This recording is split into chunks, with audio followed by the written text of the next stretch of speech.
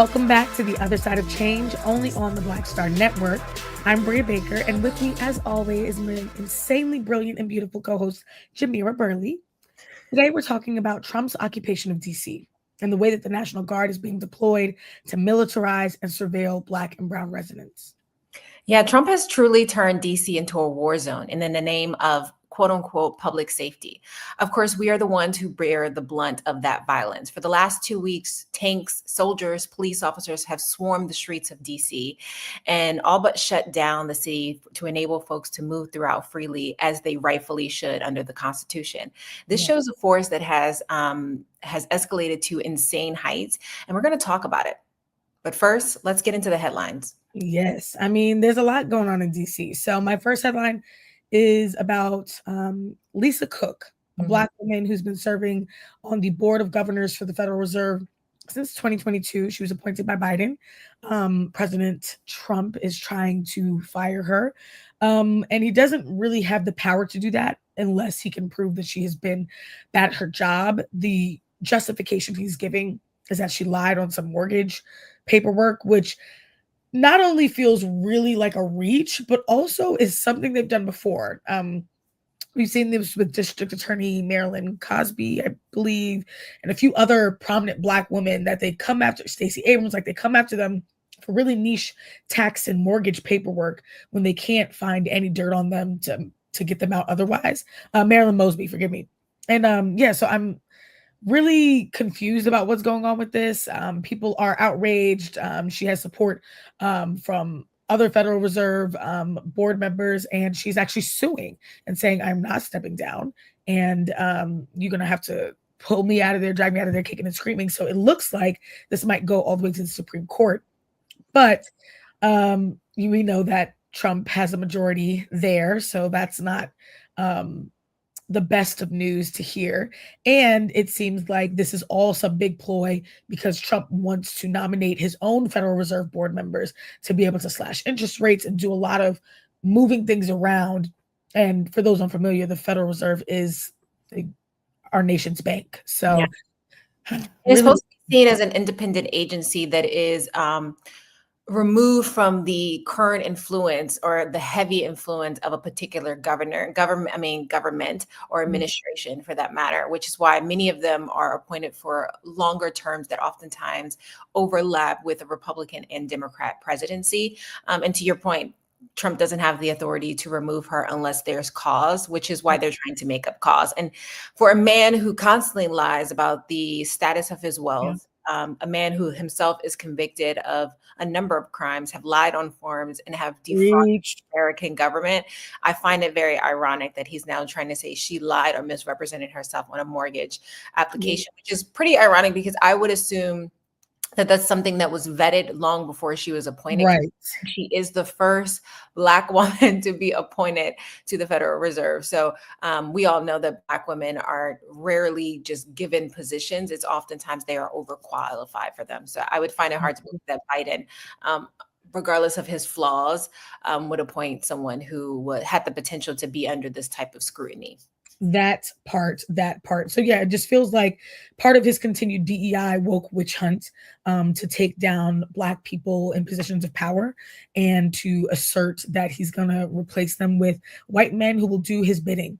And I'm just really glad to see people standing up and speaking out, considering there are so many things for us to be angry about.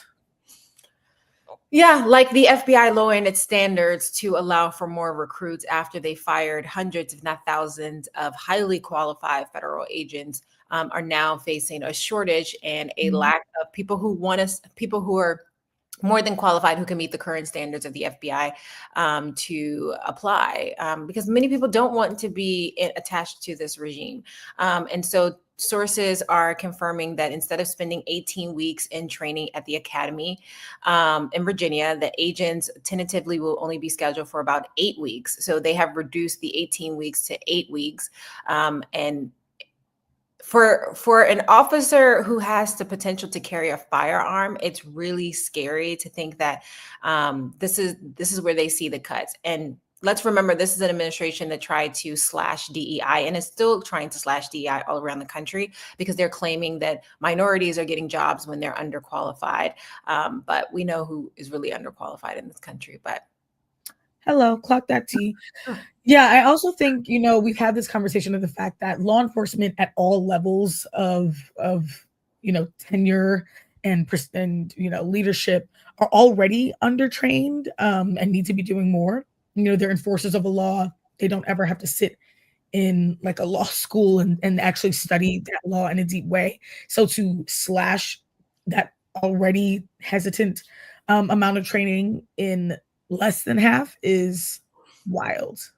Absolutely wild, because to your point, like, these are folks who are supposed to enforce the law, more importantly, protect the state, right? By utilizing the law as a form to protect the state. And in doing so, we've seen many officers get in verbal altercations with citizens where they claim that something is illegal, turns out that it's not. And so I don't know how it's ever been okay for a police officer or an FBI agent or a CIA agent who does not have any sort of legal degree to accompany them actually enforcing the law, the way lawyers do, the way doctors do, the way people who actually are highly skilled individuals and not just people, walking around town feeling like a big man with a gun. And let me just say, if you're a member of this Trump's FBI and ICE, you are definitely a person that is not desirable in any sort of way. Especially if you're a person of color, if you are leading this charge, thinking that you are a part of the system, it's only a matter of time before they come for you too. Yeah. But it also just keeps going back to what you mentioned at the top, which is that they had people in these positions and they pushed them out. Yep. And now, so it's like, so Doge wasn't as efficient as it seemed, because now you're having to make up for this deficit and this loss that you created. Like, this deficit did not exist prior to January 2025. Absolutely. The Trump administration is notorious for creating chaos where chaos didn't exist, i.e. what's happening in DC. Period. That part. Well, speaking of chaos, this is not a Trump action necessarily, but I do think it also speaks to attacks on Black people in leadership, Black businesses, Black people in power. Fawn Weaver, CEO of Uncle Nearest, the beloved whiskey liquor company, has been a part of this really odd lawsuit. I will be honest and say I am not a business expert. So as this was all going down, I really had to dig in and try and understand what was happening. But essentially, as all businesses do, the company Uncle Nearest borrowed some money. The creditor is saying that Uncle Nearest defaulted on that loan. Uncle Nearest is saying we had a CFO who wasn't doing what they were supposed to do, but we do have money. We do have collateral. We, can make this happen. Let's get on a payment plan. And still, in spite of that, in spite of their transparency and their cooperation, a court has appointed a receivership and is essentially like stripping Fawn Weaver and her team of power in the name of paying back this creditor. Now, what I have learned from people who are more intimately connected to like the business side of things is that typically a receivership, it's almost like a conservatorship or a guardianship that we've seen with like famous people like a Britney Spears or Wendy Williams, and that things have to get really, really bad for the court to appoint someone to step in and take control of the finances. And one unpaid creditor does not make typically this sort of situation. So it just feels like a takedown, a shakedown, many things. Fawn Weaver was put under a gag order, but she has been subtly referencing the lawsuit in different appearances that she's been making, including most recently at InvestFest here in Atlanta. But it's just really devastating because you see us assume these positions and build something. Uncle Nearest is a legacy brand, and its whole like ethos is Uncle Nearest, who they're named after, taught Jack Daniels everything he knew. Yeah. So Jack Daniels could be such a profitable American brand. Uncle Nearest should be, because that's the real Black man behind the recipe. And so the fact that that legacy is being attacked and tainted, it feels like really, really like sore in that way. And again, it's coming at a time when a lot of Black businesses are under attack, Black nonprofits, Black people in high places. So This feels like we take 3 steps forward and, we're dragged 20 steps back. Absolutely. And I think the two of the things that really stood out for me around the announcement of the conservatorship. The receivership is for, yeah. Yeah, receivership is the way people were automatically assuming that she was a bad business person, right? Like the automate response from the vast majority of people on social media was that she was a bad business person and that she clearly shouldn't be leading the business. And I was curious how so many, especially men within our society, are able to fail up, right? They get so many chances to try and ideate and develop. And even if everything we've read about the creditors is true, that doesn't automatically mean that she is a bad business person or that she should not be leading her company, a company that she started from the ground up, right? Through blood, sweat, and tears. And the second thing that I noticed was the fact that she felt the need to come out and defend herself, especially to people who look like her, who was almost like gleefully excited that she was facing this level of criticism. I saw so many people who did not give real examples on like Threads and Twitter make these references that she wasn't a nice person. And it reminded me of how oftentimes Black women who are assertive, who shows up prepared, who comes in polished, are oftentimes seen as intimidating. And because they don't give people who approach them in public the energy or the time, therefore they're labeled as being combative or like mean.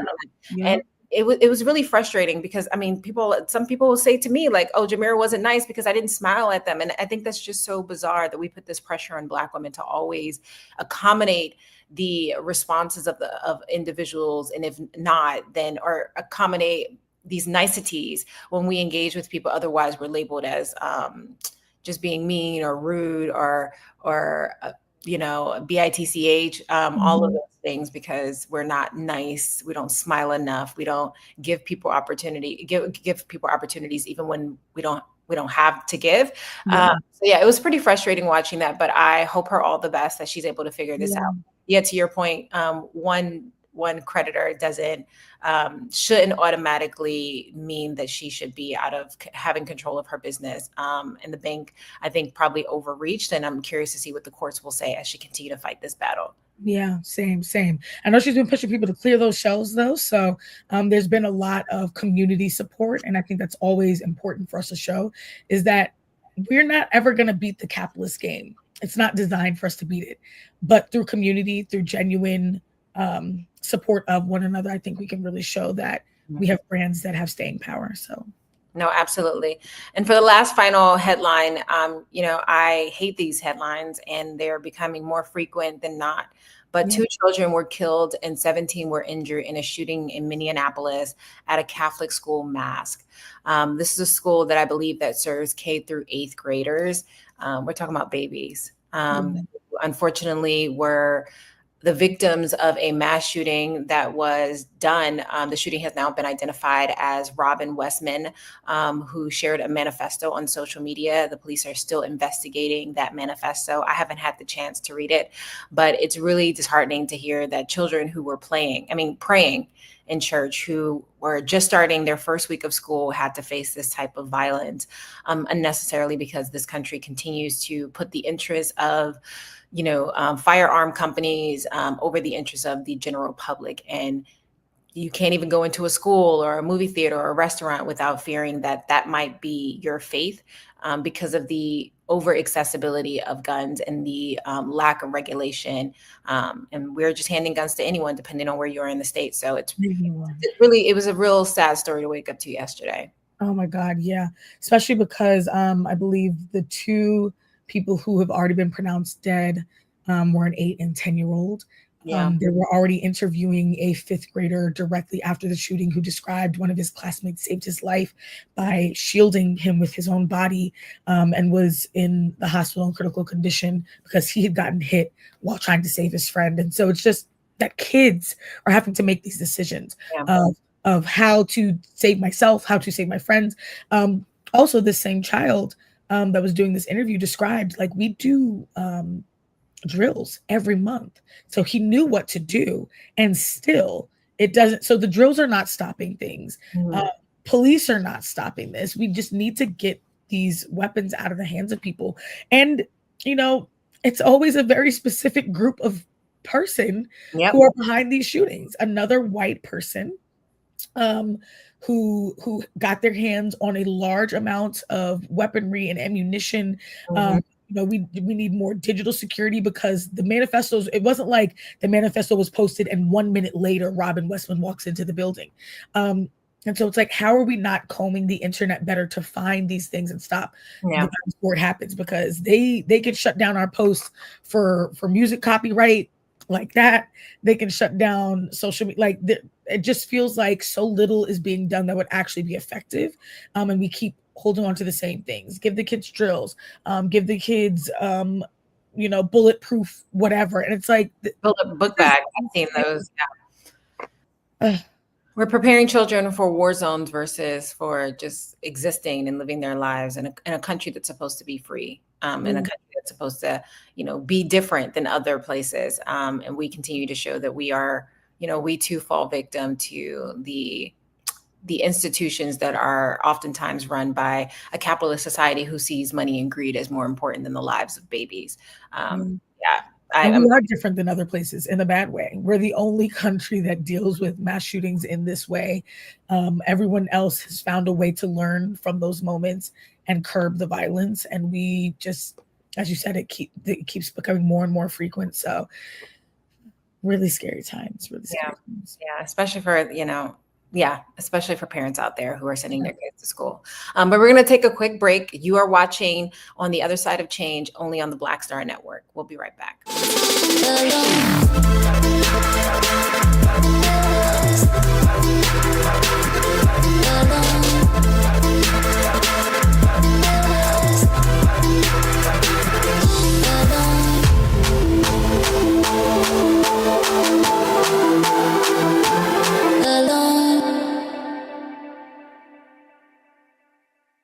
Hello, I'm Isaac Hayes III, founder and CEO of Fanbase. Listen to what I'm about to tell you. The window to invest in Fanbase is closing. We've raised over $10.6 million of our $17 million goal. That means there's room for less than 6,370 people to invest in Fanbase for the average amount. The minimum to invest in Fanbase right now is $399. That makes you an owner in Fanbase today. Go to startengine.com/fanbase to invest. Why? Because current social apps have taken advantage of users for far too long, with content suppression, shadow banning, harmful racist content, and no real tools for monetization and equity. Fanbase has over 1.4 million users and counting, allowing anyone to reach all their following and monetize their content from day one. Social media is the new TV, and whoever owns the apps that distribute that content have the opportunity to own potential billion-dollar companies. While big platforms with uncertain futures are failing to serve their users, Fanbase is stepping up to fill the gap. Don't wait until it's too late. Invest now, invest for yourself and your future. Go to startengine.com/fanbase and own the next generation of social media.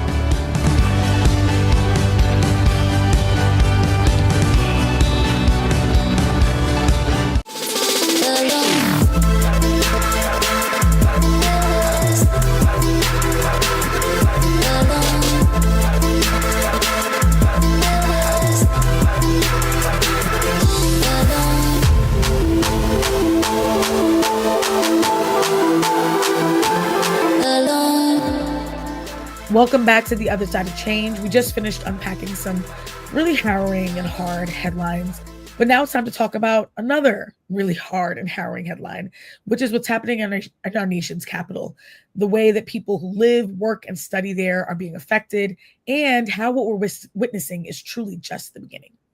No, that's so true. Because Trump has now announced plans to deploy the National Guard to Chicago, Baltimore, New York, and other cities, which just happen to be homes to some of the largest populations of Black and Brown people. Mm-hmm. Trump has been painting these cities as crime-ridden and in the need of cleanup through brutal force, which is just the justification to use his power, overreaching power in those cities with police and soldiers.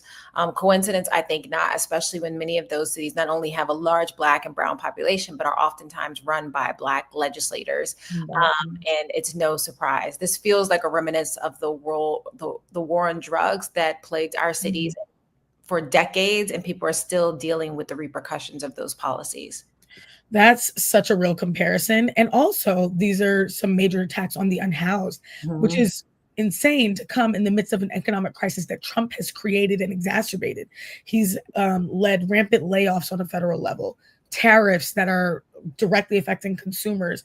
And so all of this is making it so much harder for the average American to be on top of anything like their finances, their debt to income ratio, remaining in housing. And so it's insane to say the least. Let's break down what is happening, though, over the last few weeks, because nearly 1,000 National Guard troops and about 500 federal officers from 18 different agencies have been reassigned and deployed in D.C. as a part of this authoritarian takeover. Again, this crackdown comes at a time when Trump is saying that D.C. is crime-ridden, and so that's what this is all about. It's in the name of law and order and public safety. Again, really reminiscent of the war on drugs. But what's fascinating is that violent crime in DC has actually been on the decline. So none of this is data backed. No, that is totally true. DC actually has dropped in the last 2 years, I think about around 26% on the decline since last year alone, which is, the decline is the decline is representative of the fact that the income inequality that exists within DC, right? DC is home to one of the largest unhoused population nationwide, and the military takeover is leading to more people being homeless and facing scrutiny if they have encampment, and they're facing violent slashes of their property. Poor people are just really being pushed out of sight and out of mind. And I want to remind folks that, more people are going to be unemployed by the simple fact that Trump has made slashes to the federal government. More people are going to be unemployed because you simply have an economy that is not doing well for the vast majority of Americans, and thousands of people are being laid off every single month in this country. 300,000 Black women were laid off. So rather than addressing the root causes, which is keeping Americans on the decline and destitute, the conditions in DC and in other cities, Trump is leading into really his racism that has always existed, and his classism attacks on people that oftentimes leave those who are already vulnerable in marginalized positions, and even people with criminal records that will really impact the trajectory of their lives for years to come if we don't correct this. Yeah, it's definitely, this is more than just a moment. It really is going to follow people. This week alone, I believe there was a day when 140 people were arraigned in DC in one day. Court had to be in session until 1 a.m. to deal with the backlog. So this is definitely giving a mass incarceration campaign. He's locking up any and everyone who's out on the streets without a so-called reason, which is like, what is this? Like the Black codes and like DC residents don't want this.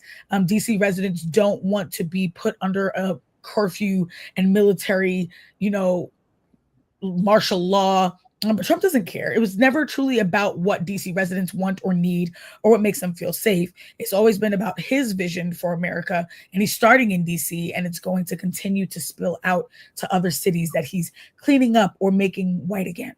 Yeah, and as someone who previously worked in police reform, and I've sat on 2 police oversight commissions, one in Philadelphia and the other in DC, I can tell you that more police has never been shown to decrease crime. Like, it oftentimes is the reason why crime is escalated in many communities. And it's not just DC residents that are facing this, right? And they are speaking up. You also had the DC Attorney General agree that these actions are unprecedented, unnecessary, and unlawful. Continue on the rhetoric that we know about is that there is no crime emergency in DC. The mayor held a press conference recently saying that she greatly appreciated the surge of officers, but the majority of DC residents disagree with her and have been very vocal and outraged with their outrage. Seeing her press conference, I was really disgusted. I'm like, what? So she was like, no, crime is on the decline. This is unnecessary. And now all of a sudden she's complying. She's always been compliant in advance, but now she's complying blatantly. And because of that, she is putting DC residents at risk. They are telling the National Guard members in DC to carry a firearm. Why?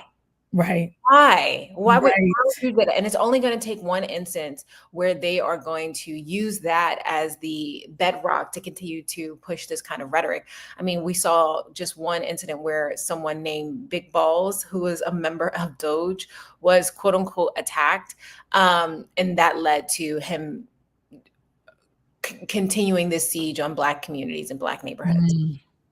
Yeah, I was also really confused and shocked by that with her. I'm like, I don't know if she recognizes, like what you said, that these attacks seem to be all on cities that are Black led, and she's trying to cozy up to hopefully stunt. I don't know what her strategy is, but it's not one that DC residents agree with. She needs to stand with her people.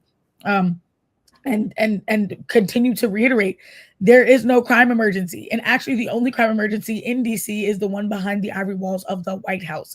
So ironically, there have been some shots because, again, the National Guard is being deployed. You have thousands of soldiers and police officers in DC that were not there 2 weeks ago.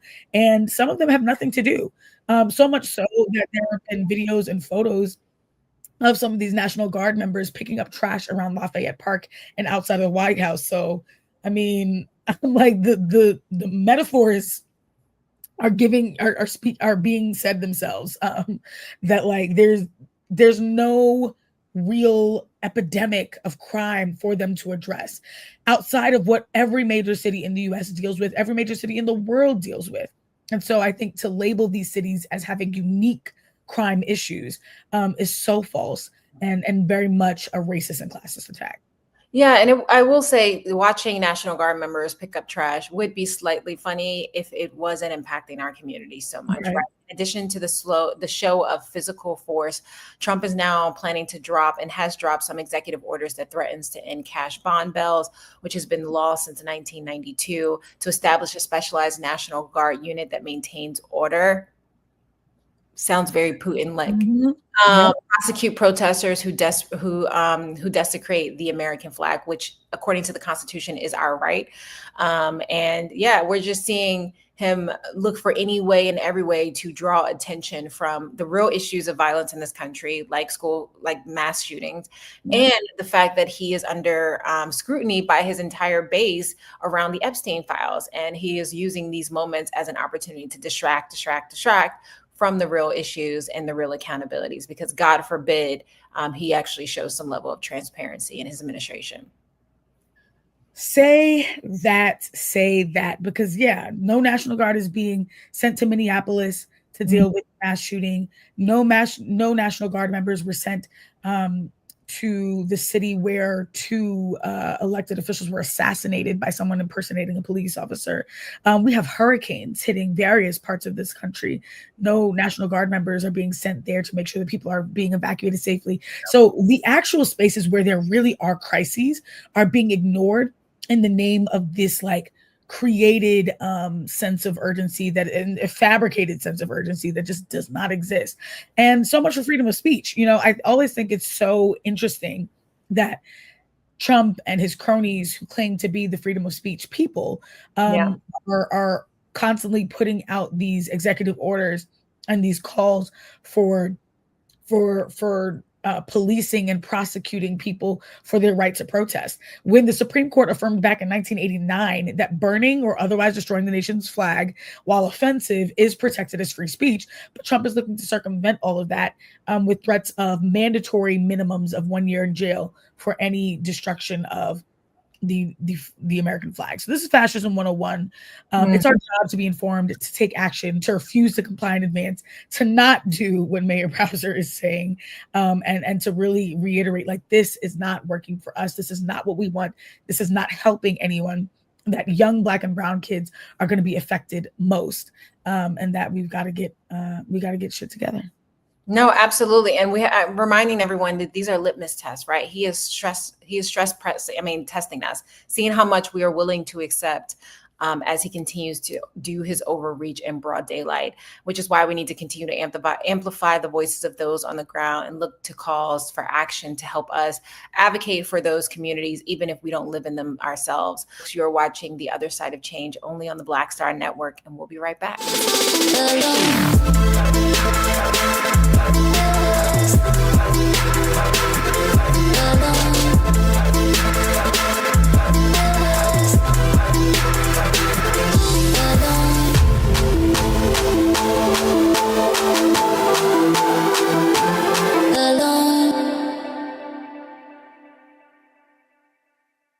hatred on the streets, a horrific scene, a white nationalist rally that descended into deadly violence. White people are losing their damn minds. As an angry pro-Trump mob storms the U.S. Capitol, We're about to see the rise of what I call white minority resistance. We have seen white folks in this country who simply cannot tolerate black folks voting. I think what we're seeing is the inevitable result of violent denial. This is part of American history. Every time that people of color have made progress, whether real or symbolic, there has been what Carol Anderson at Emory University calls white rage as a backlash. This is the rise of the Proud Boys and the Boogaloo Boys. America, there's going to be more of this. Here's all the Proud Boys, Dave. This country is getting increasingly racist in its behaviors and its attitudes because of the fear of white people. The fear that they're taking our jobs, they're taking our resources, they're taking our women. This is white fear.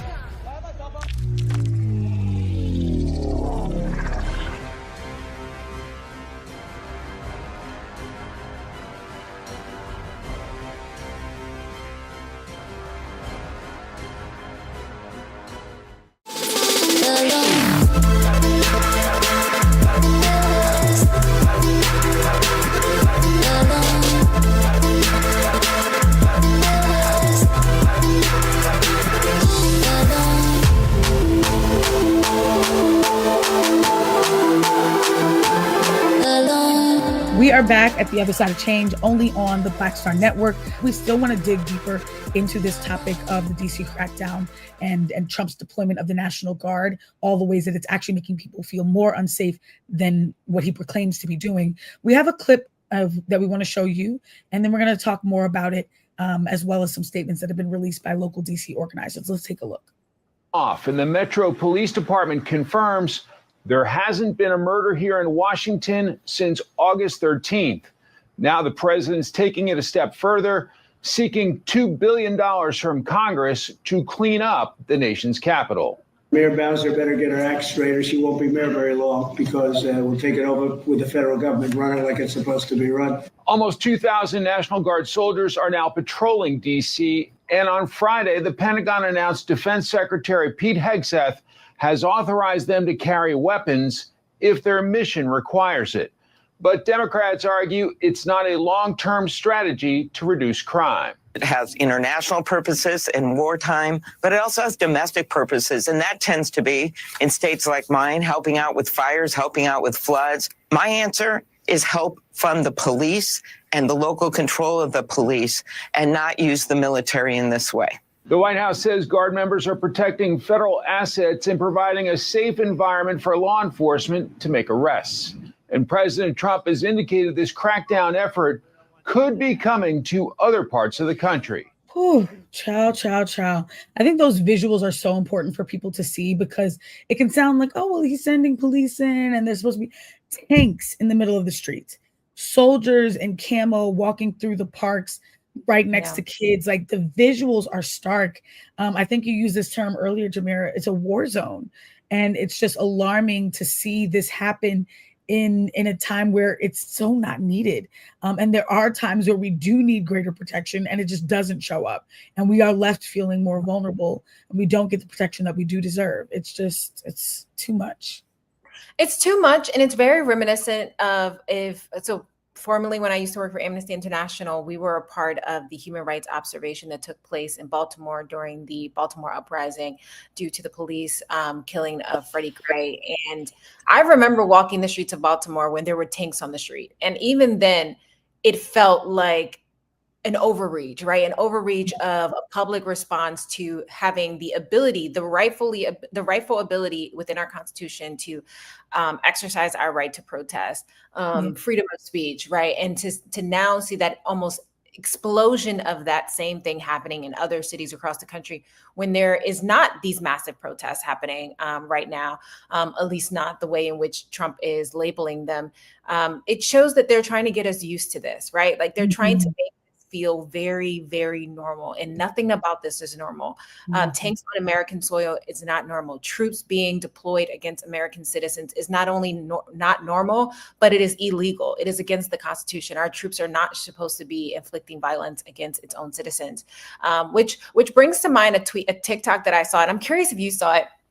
There is a TikTok of a young woman that basically said, we would not be in this situation if men were actually as dominant as they pretend to be, because the vast majority of soldiers are men, the vast majority of police officers are men, and yet they are so willing to take orders, even orders that might be against their own moral compass, even orders that might be illegal. They still are taking these orders and implementing these orders and carrying out these orders despite the fact that they, quote unquote, are these manly, masculine men, and yet they are so easy to fall victim to, a beta perspective, as folks were saying on the internet. And yeah, it's mind boggling. I'm not surprised by any of this, right? Like, are we really surprised? This is what Vice President Kamala alluded to during the campaign trail that Trump would do, was that he would send troops to our communities. This is what Trump alluded that he would do, right? When he saw what he did his first term, putting military forces around the White House,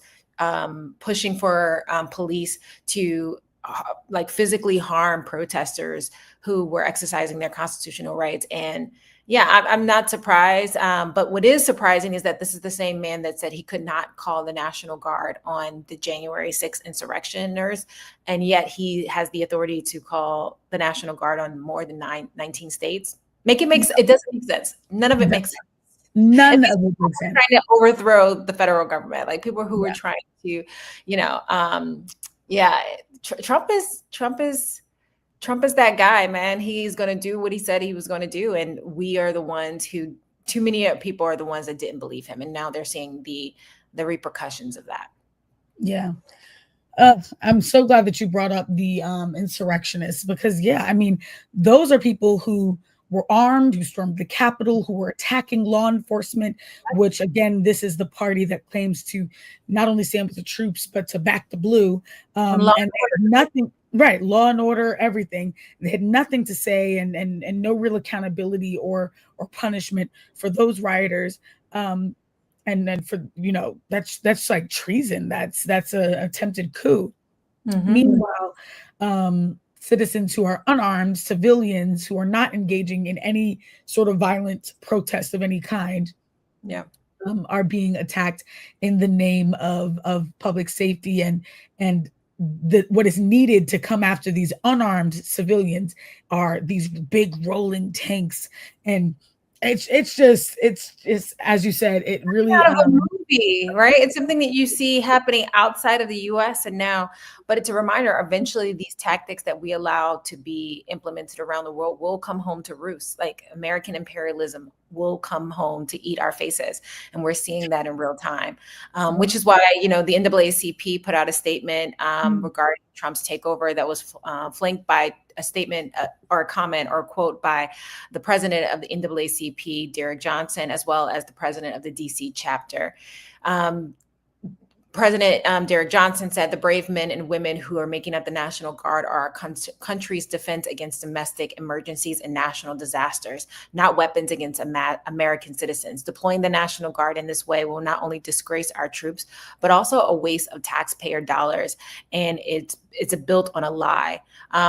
This is an administration that, quote unquote, said that they were going to reduce waste, federal waste. And we are watching hundreds of millions of dollars being spent on a lie that could be going to actually support people getting off the street, people getting access to jobs, people getting being retrained for the workforce, us actually making our community safer and prettier. But instead, we are seeing the military state that we have created through providing military armory and guns to our police officers being now weaponized against us. And we said this was going to happen, right? We said this was going to happen through the many protests and many advocates over the last decade. And now we're seeing it play out in real time. Yeah, you hit that right on the head. But again, organizers are not backing down, though this was avoidable. And though this was avoidable and we shouldn't be in this position. They are still fighting back. There's an Instagram page at Free DC Project.